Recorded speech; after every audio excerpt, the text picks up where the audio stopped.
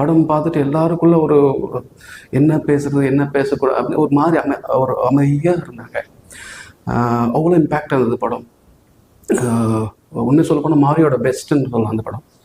படத்தில் காட்டின டீட்டெயில், அந்த லைஃப் அத்தனையும் அவ்வளோ பர்ஃபெக்டாக, அவ்வளோ ரொட்டீனாக லைஃப்பில் பார்க்குறது, அட் த சேம் டைம் படத்தில் பார்க்காதது இங்கே இவர் படத்தில் பார்த்துருக்கேன்னா, நம்ம கிராமத்தில் அடித்தட்டு மக்களோட ஒவ்வொரு அடித்தட்டு மக்களோட பிரதிபலிப்பாக அந்த படம் இருக்கிற மாதிரி எனக்கு தோணுது.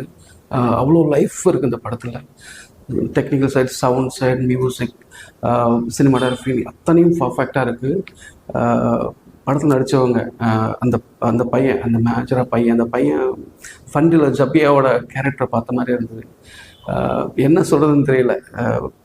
டெக்னிக்கல் டீம், லைஃப், ஆர்டிஸ்ட் அத்தனை பேரும் பர்ஃபெக்டாக பண்ணியிருக்காங்க.